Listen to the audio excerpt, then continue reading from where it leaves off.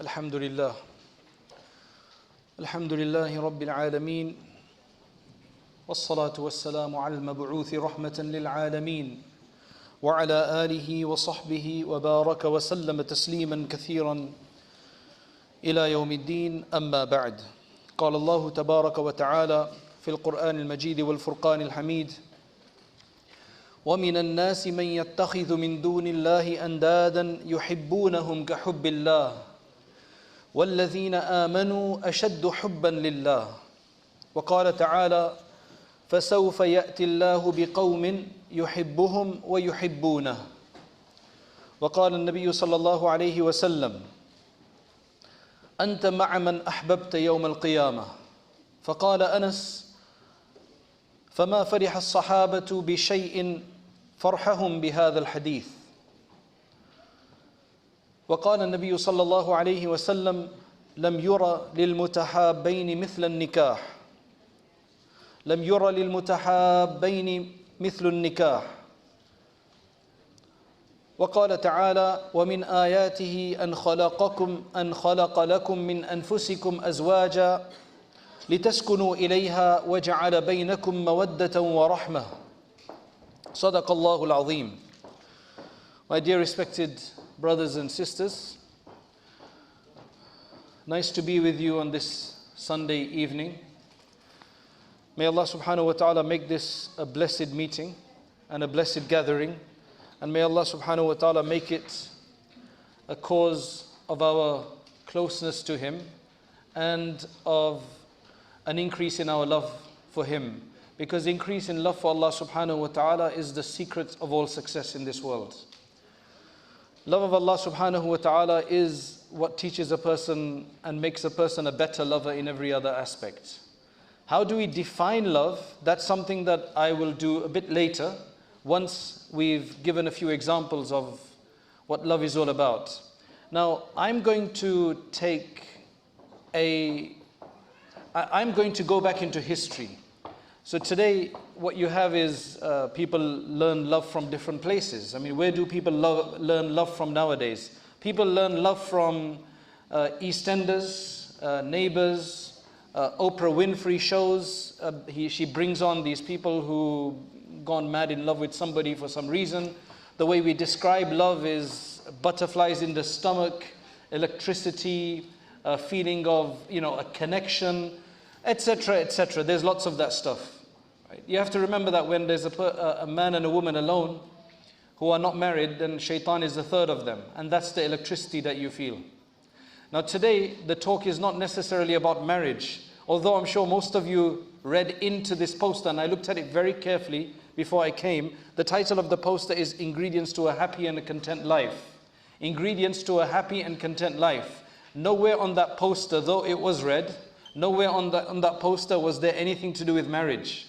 Because when I was preparing, I said, hold on, let me see what this is about. Because the last time I looked at it, there was nothing about marriage on there.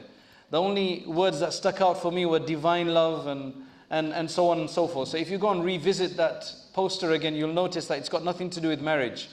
I know that that's generally what attracts everybody. So if you're here to learn about marriage, then I'm not sure if you're going to be satisfied.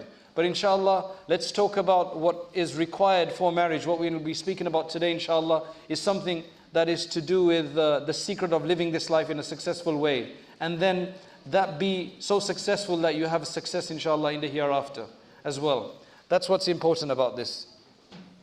So firstly, what I'm going to do is I'm going to be quoting a number of incidents from the past, from classical times. We're talking about from even before Islam, among the Arab tribes, and then during Islam. And we're going to try to, inshallah, analyze it and look into it and see how we can, inshallah, benefit from this.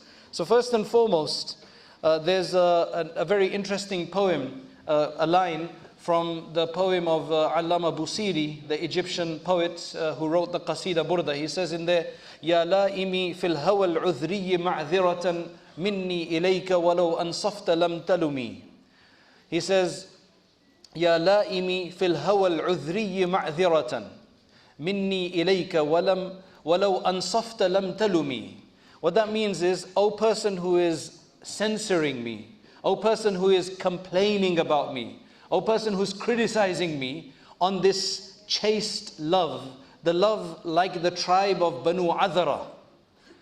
If you were to really understand the reason for this love of mine, and why I'm crying so much, and why I have sleepless nights, and why it is as though I'm crying red tears and blood from my eyes, and why they've made these streaks on my chin, and then yet I still deny. If you were really to know the reason for that, وَلَوْ أَنصَفْتَ لَمْ تَلُمِي, had you been just in that regard by understanding my excuse, then you would have no censor for me. You will not blame me in any way whatsoever. So what he does here, as many other Arab poets do, is that they quote al-hubb al-udhri or al-hawa al-udhri. Hawa is actually just one of the stages of love. Now we don't have time to go into defining love and its stages as have the Arabs. I'm not joking, but literally I collected together all of the words in Arabic that they have for love and the different stages and maratib of love, and I got 7 pages of them. It's not 7 stages, I got 7 pages, along with their definitions, of course. I would say there's about 30 to 40 different words that denote different stages and different types of love and how they make you feel and what they make you do. That's why it's the Arab society, the Arab culture was, mashallah, full of love. I mean, it's a generic thing. I mean, it's not just the Arab culture, but because they were Arab, which means Arab, having the ability to articulate their feelings so precisely, which is what they were very proud of, and that was something they were extremely proud of. They have all of these words. I won't go into all of these terms because it's not the point here. It's not a philology or a lexicography talk. It's actually about love itself. So just to give you the basic ones, some that we can relate to, it starts off with hawa. Hawa is just kind of an inclination. So something comes up. You see something, you see a quality. Now you have to understand first that love is generally not a rational thing, right? Let's get this right. You have things which are rational, right? They fall according to some logic and some intellect. Then you have the things which are totally irrational. Something that just doesn't make up, like 2 + 2 saying it's 5, that's irrational. But then there are many things which people refuse to believe that are neither rational nor irrational. They are just non-rational. They can't be categorized by being rational or non-rational. However, there are levels of love which are rational. For example, you see beauty in something, that's going to incline you towards it. You see intellect, smartness, right? Brain activity, right? Somebody who's very quick like that, you're going to be attracted. Somebody's got wealth, you're going to be attracted. Somebody who's from a very good background, you're going to be attractive. Somebody's got knowledge, you're going to be attractive. These are all intellectual reasons for loving someone, for liking somebody, which eventually turns to love for somebody. Now, of course, anybody who has a combination of these triggers for love, there's going to be much more attractive than somebody who's got less triggers of that love, less triggers of love. Allah subhanahu wa ta'ala has the greatest reasons for anybody to love him. And so did the Prophet sallallahu alaihi wasallam. However, in many cases, there are people who will love somebody without having necessarily any of these triggers. It is something that will just enter into us, and that's something I will define later. So love, in many cases, is totally non-rational. You don't know why it's there. You don't know why, a husband will not know why he loves his wife, or a wife will not know why she loves her husband. And yet, there's reasons. And Allah subhanahu wa ta'ala places something there. So hawa is the first stage. It's just its inclination. It hasn't really got to the depth of the heart. It hasn't set in your heart yet. It's just a hawa. We go through this probably many times during our life, where we become inclined to something, and then we look at it, we ponder over it, or we distance ourselves from it, or we never see it again, and then it goes. So it's not allowed to settle. The second stage is ilaqa, which means a kind of a association. It gets a bit stronger. This is a bit stronger than just hawa. It's stronger than just being inclined, where there's a bit of a connection that's made, because alaqa means to stick to something. Uluq means to stick. And that's why ilaqa is a bit stronger. Then they've got ishq, which becomes even stronger. Then you've got shaghaf. And shaghaf is when it reaches the outside of the heart. That's when the love reaches the outside of the heart. That's shaghaf. And then you've got sha'af. And then of course you've got hubb and khulla, and you've got many others. Right? Wudd and hubb and subhanallah, there's many. Now, the point is that if we go back to the Arabs, there were different tribes. There were the Banu Asad, there were the Banu Asad, there were the Banu Tamim. There were numerous Arab tribes. Now, each one of them had a particular quality or some negative quality. The Banu Adra, they had this particular quality that if they loved something, they would love it to death. That's why they mention that from a young age, if a person fell in love with his cousin sister, or the girl fell in love with her cousin brother, they would literally not marry, or even if they did marry, they would absolutely not be able to deal with anybody else. They would have to get married or they would kill themselves, in many cases like that. So the Arab poets, they use this udhri, love that is udhri, hubb al-udhri, hawa al-udhri, right, to describe this kind of intense love. That's why this poet is saying here, Ya la'imi fil hawa al-udhri. O person who is complaining and criticizing me for this intense love, like the love of the people of the tribe of Adra. So now let me give you one example. Asma'i, who's one of the Arab philologists and lexicographers, he says that once Jamil ibn Abdur-Rahman, he went and visited Abdul Malik ibn Marwan, one of the Umayyad Khalifs. And he said, Abdul Malik ibn Marwan said to him, "Oh Jamil, tell me something about the Banu Adra. I've heard a lot about them. Tell me something about them, about the Banu Adra. Because what I've heard is that they're people of intense love. They've got a lot of this love about them. So tell me a story about them." They also were very good at fulfilling their promises, right? That's what makes this love so strong, because once they love somebody, that's it, it's to death. It's to death. So he says that, look, all the Arabs, I mean, there's love in all the Arabs. I mean, just like there is in everybody, because love is a generic thing that everybody has to deal with. However, when it comes to the Banu Adra, you'll see, he says that you will see somebody, right? Now, what does love do to a person? What is the one thing that love does to a person? If somebody's in love, they're not going to be aggressive. They're going to be very soft. They're going to be like a walkover, because they're just in another world. They're in a different dunya. So he says that sometimes you will see people who look rough, because they've got these rough garments on, thick woolen rough sack-like garments on, and you would think that this person will kind of swear at you. You think that this person is going to give you a really rough response. But then when you actually start talking to him, because of the love that he has inside, he's from the Banu Adra, you will see that he is actually softer than running water. He is just so soft and so mellow. And altaf min al-hawa. He is so subtle like the wind, like so calm. Yet outwardly he's something else because of what's inside him. So this was a special trait that they had. Yazid ibn Muawiyah, he had a person that used to speak to him. And one day he said to him that, actually, this friend of his that used to sit and speak to him, he was from the Banu Adra. He was a Udhri. So one day he said to him that, I've heard that you people are very soft. He says, "Oh, Amir al-Mu'mineen." Now remember, this Yazid ibn Muawiyah is the main, is Muawiyah radiallahu anhu. He actually ruled for quite a while. So what's mentioned that he asked this Udhri person that, "I've heard that you people are very soft." So he said, "Yes, Amir al-Mu'mineen. I'll give you an example." He said that my family members were in this place called Thanima, and they'd gone there for a particular reason. I went behind them and I kind of got lost. So suddenly I found this shepherd. So I asked him for some help. I said, "Can you tell me which direction I need to go in?" He was on the side of a mountain and he was grazing his sheep. So I said to him, "Can you help me out?" So he said to me, "Okay, I'll help you out. Assalamu alaikum," gave salam, etc. And then he said, "I'll help you out, but why don't you just relax with me for a while?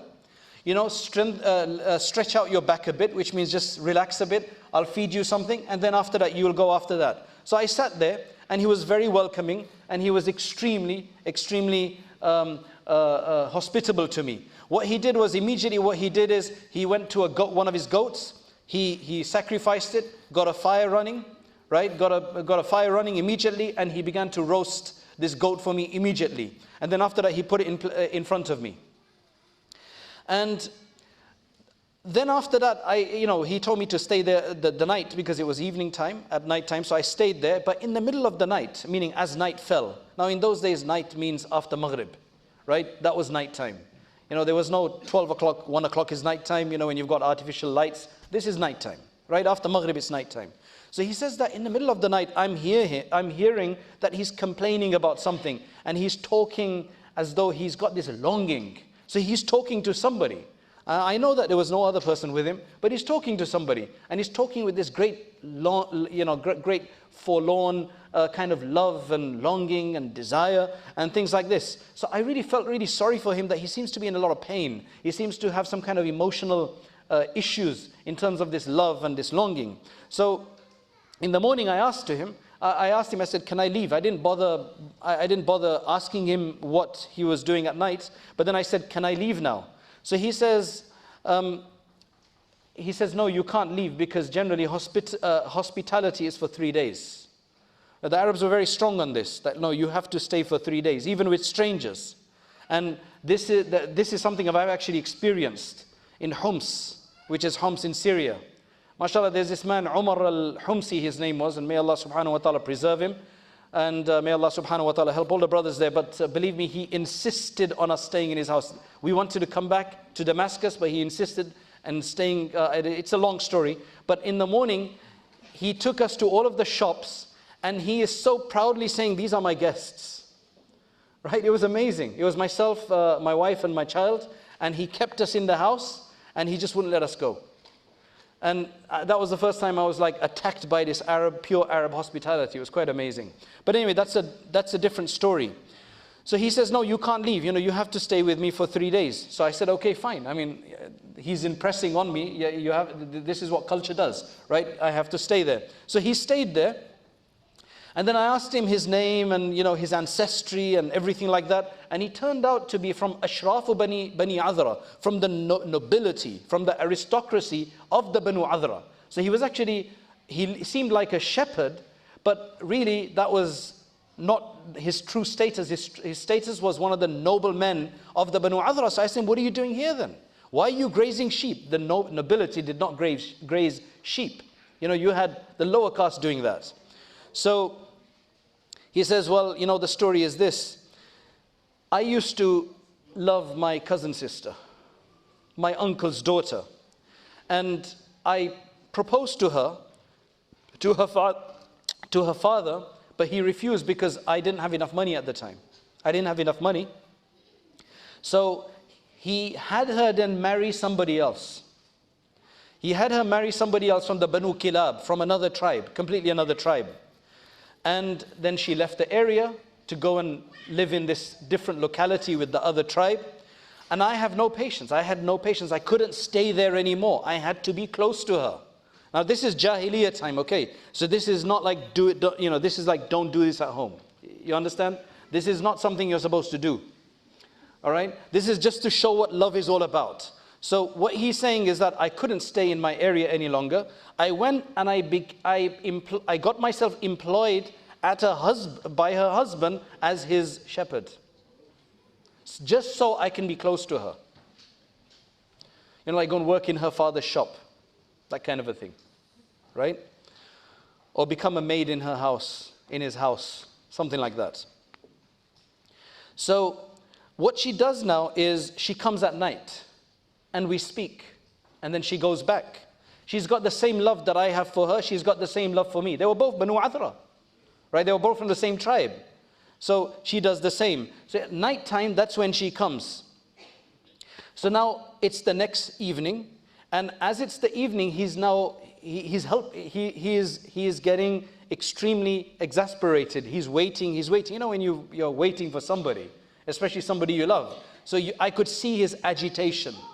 And subhanallah, he says when he saw her, he quickly rushed to her, and he would quickly rush her. That's the way he would do it. But this night she didn't come. she got delayed.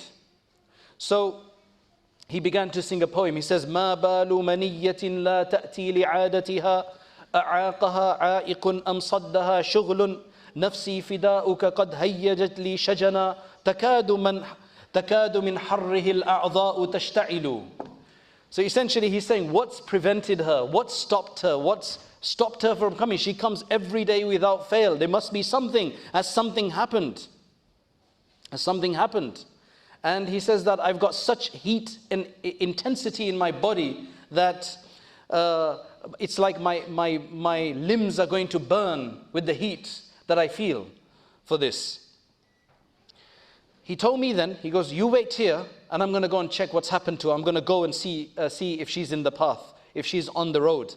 So he left, and now I couldn't see him any longer, in the moonlight or whatever it was. I couldn't see him any longer. And I waited for a while, and finally he came back and he was carrying something. And I could hear his screams and his shouts and his crying, his weeping. He was intensely weeping and he was carrying something. I said, what's happened to you? What's wrong with you? So he said, oh my brother, this is, and what he was carrying, he said, this is my cousin sister. This is my cousin sister. She was coming and a wild beast attacked her on the way and he's killed her. He's killed her. He placed her down and then he said to me, you stay where you are. I'm going to go off for a while. I'll come back, but you stay where you are. He went and then he'd gone for quite a while. Finally, I was like, he's not going to come back.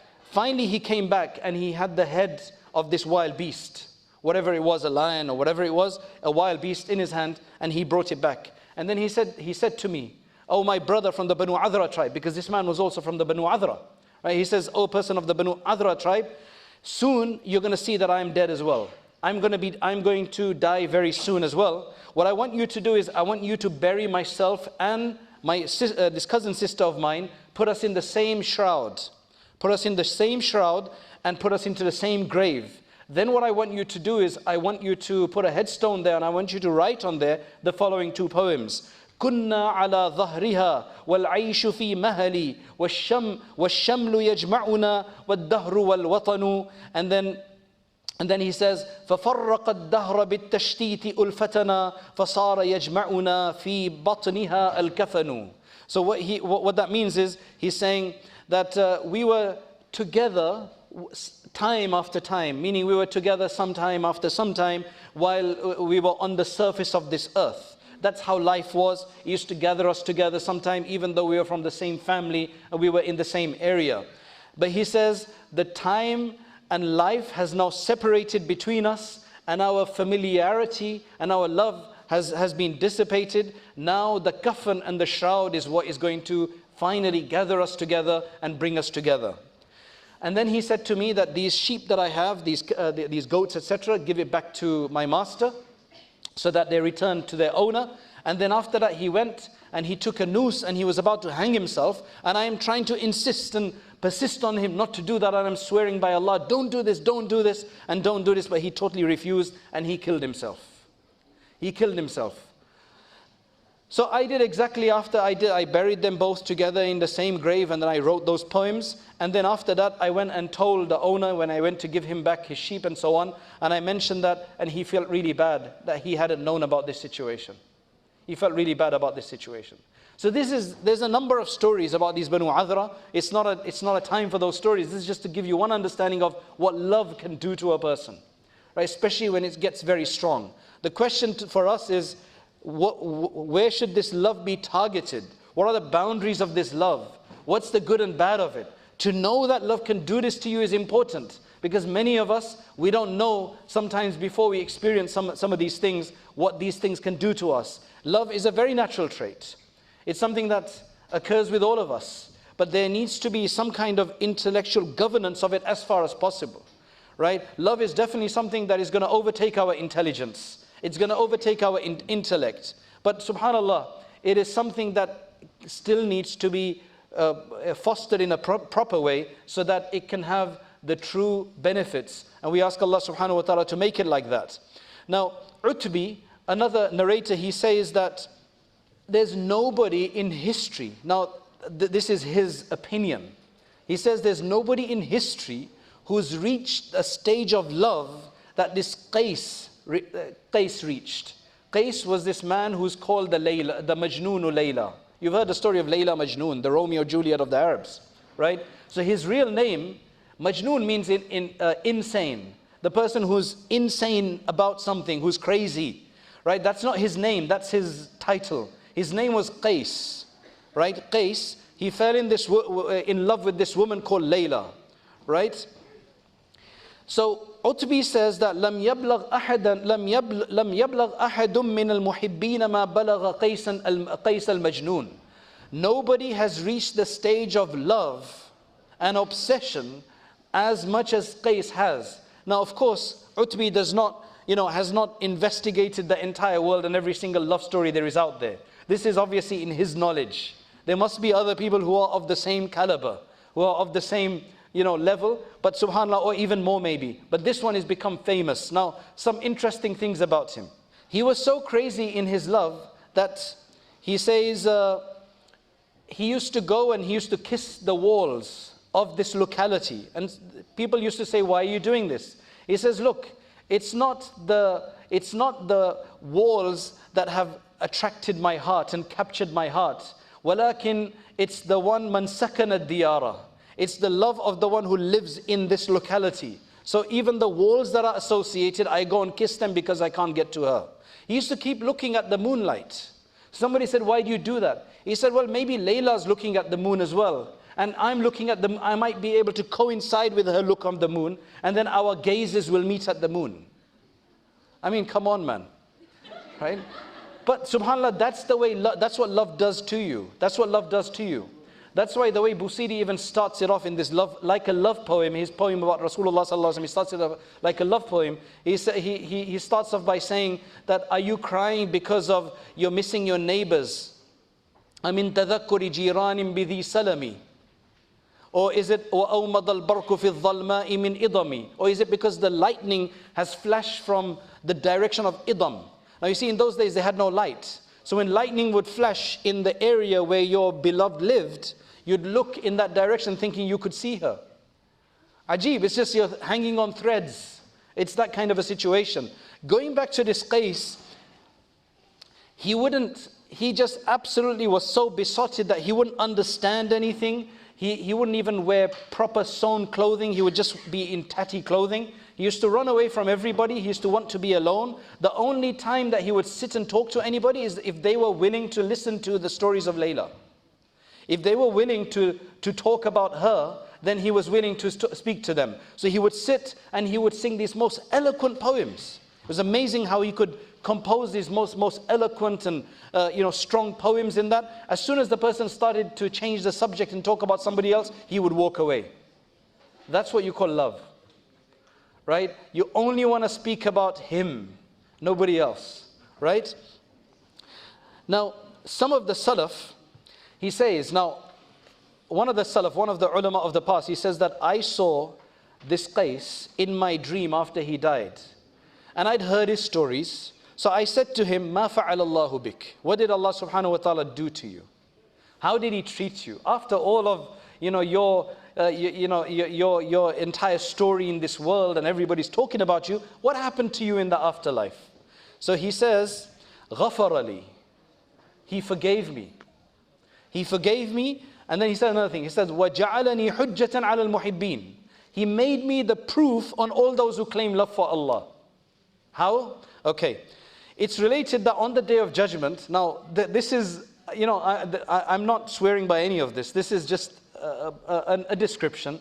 He says that, they say that on the Day of Judgment, Allah subhanahu wa ta'ala, somebody from Allah subhanahu wa ta'ala's on his behalf, he will say, Aina majnoonu Layla. They'll call out for this Majnoon, right, for Qais, that where is he? He will be brought, Ash'ath Aghbar, كأنه الغول أو الشيء البالي. He'll come in the same state that he was in the world, totally disheveled and soiled and tatty clothing. He will be brought in front of Allah subhanahu wa ta'ala, and Allah subhanahu wa ta'ala will reckon with him. And then after that, he will forgive him. He will forgive him because he was insane, whatever the reason is, right? Allah knows best. And then he will say, then Allah subhanahu wa ta'ala will say, أَيْنَ الَّذِينَ إِدَّعُوا مَحَبَّتِي. Now bring those people who used to claim love for me. This man used to claim love for this woman. But you Bring to me those people who used to claim to love me. هل فيكم من بلغ في طاعتي مثل ما بلغ قيس في طاعة ليلى ومحبتها? Is there anybody among those claimants of divine love who have reached the level of obedience to Allah, to Allah who they claim to love? Has anybody reached the same level as this Qais has reached of his obedience to Layla? And of course, you know, that's what they say. Now, going on to moving on, it's related. Now let's look at something. I've described to you what love can do to you. Now let's look at what love is and how you have to deal with that for the sake of Allah subhanahu wa ta'ala. See, because there are a lot of people, I get a lot of these emails that they love somebody, but unfortunately the families can't agree, so they're not going to be married. Then she gets married to somebody else, or he gets married to somebody else, and this person is still waiting for a miracle to happen. What are you supposed to do in that situation? If it's a one-sided story, I would say just forget it. Ask Allah subhanahu wa ta'ala. That's why I believe the dua for istikhara is very powerful. Oh Allah, if this is not good for me, then remove it from me. So one is that He's removed it from you, but you still love it. You're still emotionally attached. So then the dua says, and remove me from it. Right? So separate both of us. And then it says, give me the best wherever it is.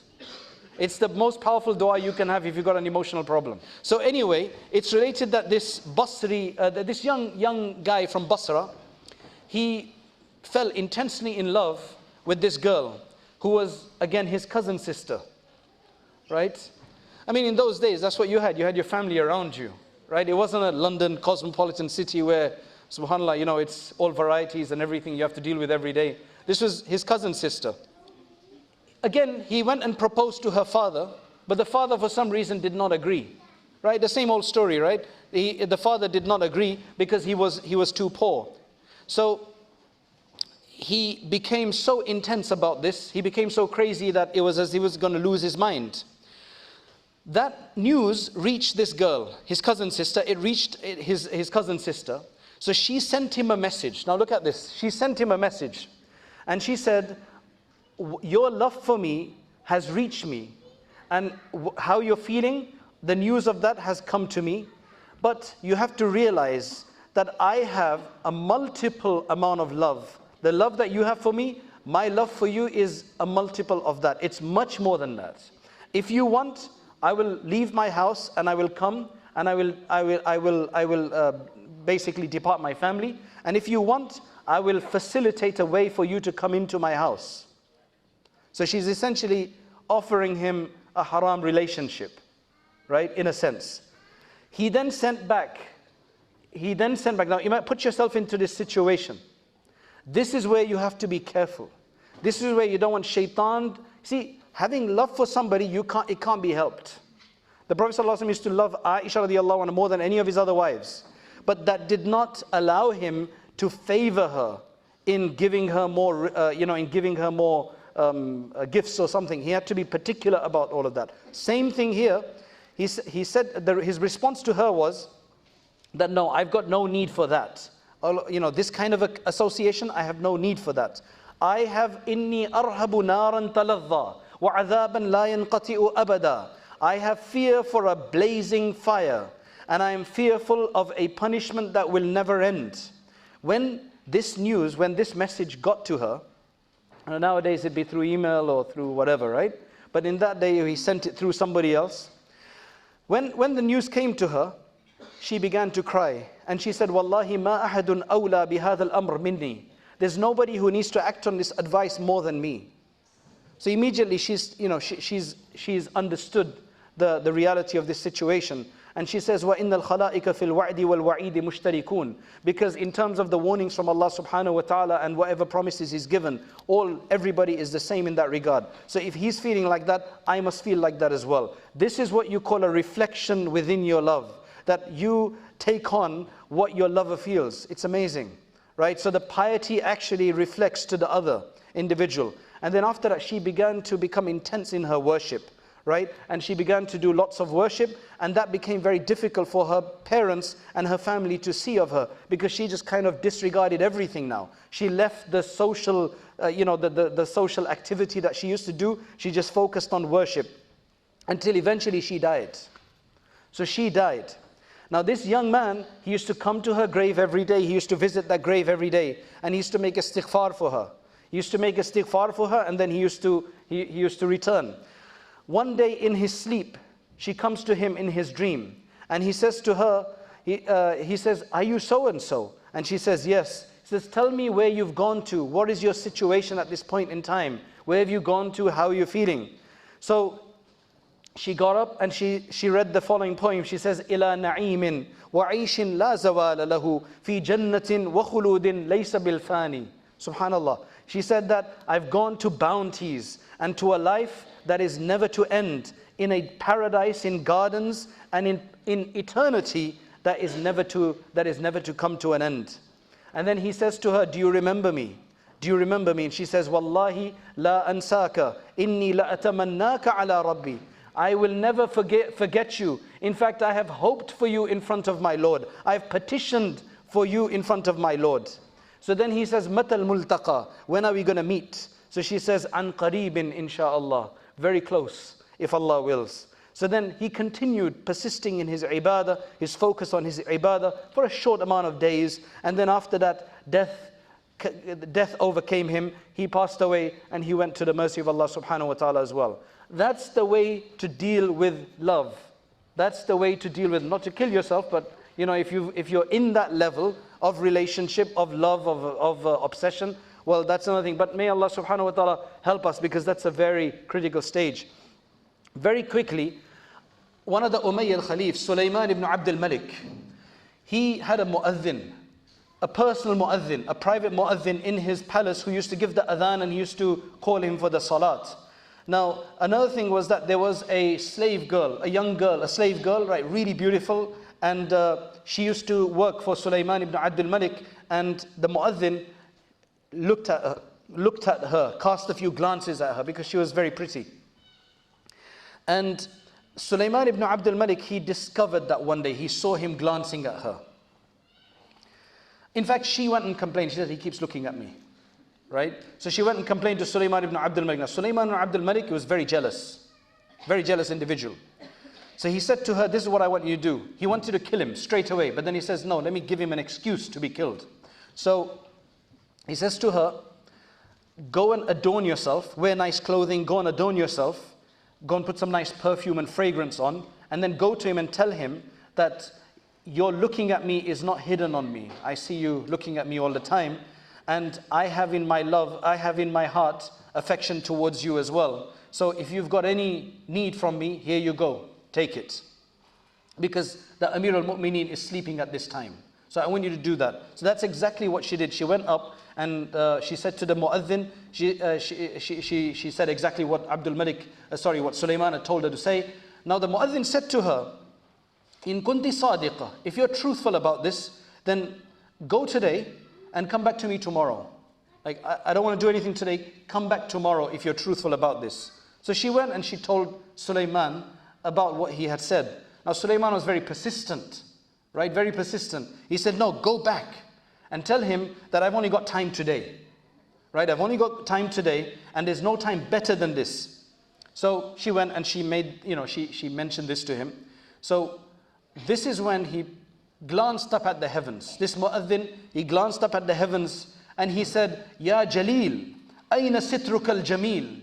Ya Jalil, ayna sitruka al-jameel? Oh majestic one, where is your beautiful covering? Where is your beautiful covering that will help me in this situation?" And then he said to her, "I want you to now go and never come back to me. And never come back to me. And the reason is that it's very close, that we will have to then meet in front of the one who I don't want to give a bad impression. We're going to have to meet in front of the one who I don't want to give a bad impression." She went back to Sulaiman ibn Abdul-Malik. Now she is very scared herself, because he's talked about Allah subhanahu wa ta'ala standing in front of her. These were people with soft hearts. And she began crying and she told Sulaiman ibn Abdul-Malik this story. And finally, Sulaiman ibn Abdul Malik sent somebody to the mu'adhin, and he said, Sulaiman, the Amir, he has given you this girl as a gift. She was a slave girl. He said, he has granted you her as a gift, and he has also ordered that you be given 50,000 dirhams that you can spend on the wedding. That you can spend on the wedding. He says, Ya Amir al-Mu'mineen. Now imagine that with us. You really wanted somebody. And then after that you feared Allah subhanahu wa ta'ala. Then you came to you. Now you're going to think, subhanAllah, that's from Allah. My patience, my taqwa, it's brought the person to me. But this person was truer than that. He was on another level. Subhanallah, he was on another level. He says, Ya Amir al-Mu'mineen, Inni wallahi qad dhabahtu tam'i fiha. Oh Amir al-Mu'mineen, I sacrificed my desire for her. I've already sacrificed my desire. I made that promise yesterday. I sacrificed my desire for her from the time that I saw her, and I have made her a treasure for me by Allah subhanahu wa ta'ala, that I will take her in the hereafter. Meaning I will be given something in the hereafter on her behalf. فَأَنَا أَسْتَحْيِي أَنْ أَسْتَرْجِعْ شَيْئًا إِدَّخَرْتُهُ عِنْدَهُ. Now I feel totally embarrassed to return and to break a promise or take back something that I've kept by Allah subhanahu wa ta'ala. I feel totally embarrassed to do that. Sulaiman ibn Abdul Malik insisted, no, you can take it, it's fine, it's halal, this, that and the other. But he totally refused to take either the wealth or the girl. Finally, Sulaiman, he thought this was an amazing story. He would always relate this story to others in absolute wonderment. So that is the kind of situation that people have found themselves in. Love is not modern. Love is something that is as ancient as human beings. This is the way this is the way to deal with them, that Allah subhanahu wa ta'ala has told us to deal with it. Now, to quickly finish off, Yunus ibn Abdullah, who's one of the students of Hassan al-Basri rahimahullah, he says that I was with Hassan al-Basri for 20 years. Never once did I hear him mention anything about the dunya, about how things were, his love. He never showed any love for anything of the dunya. Never once for anything of the dunya. One day we were sitting down and people used to come to him for questions. So one day this woman came who was of the highest level of beauty. She was stunningly beautiful, like absolutely beautiful. And she was of perfect stature, perfect proportion. Everything was just so, the perfect model, Miss Universe type of thing, of the time. She came and sat in front of Hassan al-Basri. She was covered up. She came and sat in front of Hassan al-Basri. She said, Ya Shaykh, now listen to this story. This is for those of us who are married and are constantly looking for more, right? So she says, أَيَحِلُّ لِلرَّجُلِ أَن يَتَزَوَّجَ عَلَى زَوْجَتِهِ وَهِيَ شَابَّةٌ جَمِيلَةٌ وَلُودٌ. Is it permissible for a husband to marry over his wife, meaning take a second wife, despite the fact that she is very fertile, gives children, she is extremely beautiful, everything, all the qualities are there? Is he allowed to take another wife? So Hassan Basri rahimahullah, he gave a technical answer. He says, of course, yes, he can marry up to 4. That's what the Quran says. He gave her a technical answer, right? So then what she does, she says, even over somebody like me, and then she lifted her niqab up. She revealed her face. Extremely beautiful. She said, even somebody like me, he can take another wife? He said, yes. It's just very technical. Yes, of course. And she said, Subhanallah. She said, Subhanallah, glorified be Allah. بِعَيْشِكَ لَا تُفْتِي لِلنَّاسِ بِهَذِهِ الْفَتْوَى. By your life, don't ever give this fatwa to people. By your life, do not ever give this fatwa to people. And then she went away. And Hassan just looked in that direction and he said, مَا يَضُرُّ إِمْرَأً أَكَانَ لَهُ مِثْلَ هَذِهِ شَيْءٍ مِنَ الدُّنْيَا. No, anybody who's got something like this in the world, he should not want anything else. That was his remark. He gave a technical answer to her, but that was his remark, that subhanAllah, why would anybody want anything? SubhanAllah, he's got that. So now, somebody asked, can anybody not have love? He said, yes, the only person that can't have is somebody who's absolutely rough and just has no idea. They're the only people who don't have love. See the thing, now I'm going to define love for us. Some of the hukama say, الهوى جليس ممتع وإلف مأنوس وملك قاهر يملك الأبدان وأرواحها والقلوب وخواطرها والعيون ونواظرها والنفوس وآراءها تواري عن الأبصار مدخله وخفي عن العيون مسلكه. This is, he defines love, and I find this the perfect description. He says that love is a very affectionate companion. It feels really nice to have it. That's why even married people, they like to flirt, because it just gives them these butterflies, which is haram. They like to flirt. They don't think they want to do anything. They've got no intention to do anything afterwards. But they just like to do the initial stages just to feel romantic. And that's haram. That is haram. Just to feel romantic. Once you start going that way, less romance will be with your own spouse. Husband, wife, in both these situations. The more you focus on your husband and wife, the more it will be. SubhanAllah, I was sitting in i'tikaf in Ramadan. And I got really friendly with this one older Maulana. MashaAllah, he was a very pious individual. He was probably about 65, maybe 70 years old. Very nice guy. We used to sit together to eat. And one day he was talking to his son who was also there. He says that, he was saying something like, I haven't called your mum on the phone. He was from Dubai. He said, I haven't called your mum. And I said, just joking with him, I said, Maulana, I said, man, you're so old now. You still have to worry about these things. So he slaps me like this, and he goes, Maulana, you don't understand. Allah subhanahu wa ta'ala says in the Quran, وَجَعَلَ بَيْنَكُمْ مَوَدَّةً وَرَحْمَةً. Allah subhanahu wa ta'ala has placed between the couple, the husband and wife, mawadda and rahmah, love and mercy.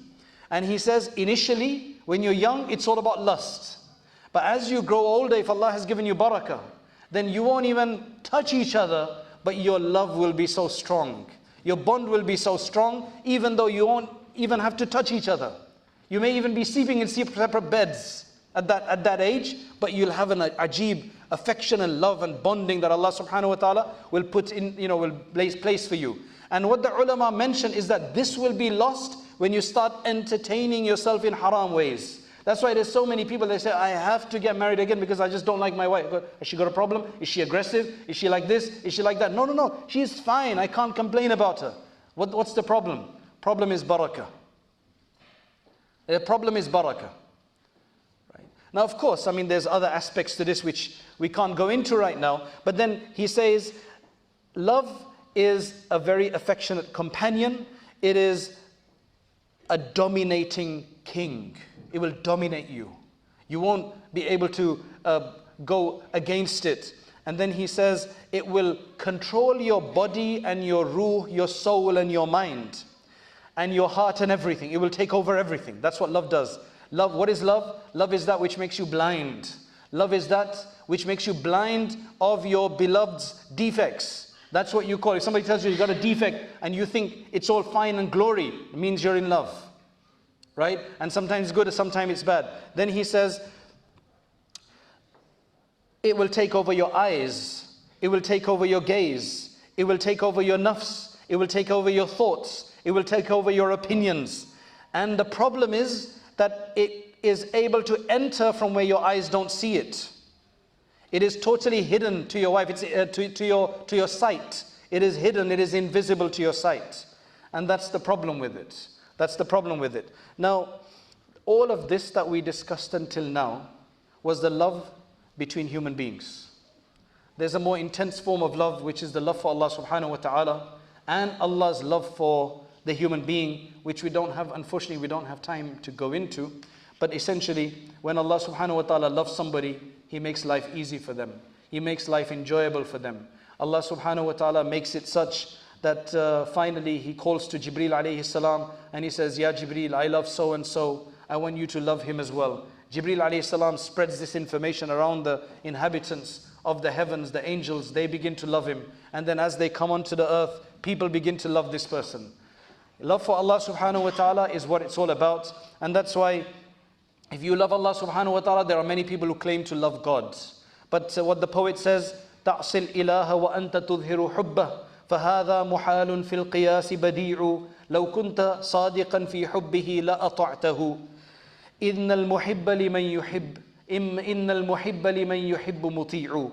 Basically, he's saying that you disobey Allah, you disobey your God, whereas you claim you claim to love Him. This is impossible, this is inconceivable. This in any kind of logic is absolutely strange. Were you truthful in your love for Allah subhanahu wa ta'ala, you would be obedient to Him, because the lover is obedient to his beloved.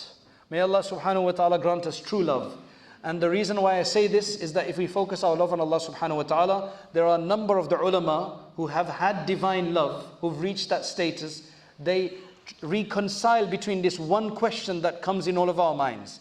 If you're going to love Allah subhanahu wa ta'ala, not anything else in your heart, how are you then supposed to love your children, your parents, your spouse, people you're supposed to love as well? How do you reconcile between that? The ulama mention, when you taste divine love, that is true love, that is real love, you will become a better lover in general. Even in terms of worldly love, you will become a better lover than those who only have worldly love and no divine love. So focus your attention on Allah subhanahu wa ta'ala, and you will notice that in every aspect it will be much better. May Allah subhanahu wa ta'ala grant us His love and the love of those who love Him. This is a dua that is very powerful. Allahumma rzuqna hubbak wa hubba man yanfa'una hubbuhu indak. I have benefited greatly from this dua. O Allah, grant us your love and the love of those who love you. He will give you the right company and He will give you the right influence. May Allah subhanahu wa ta'ala grant us that. Wa akhiru da'wana alhamdulillahi rabbil alameen.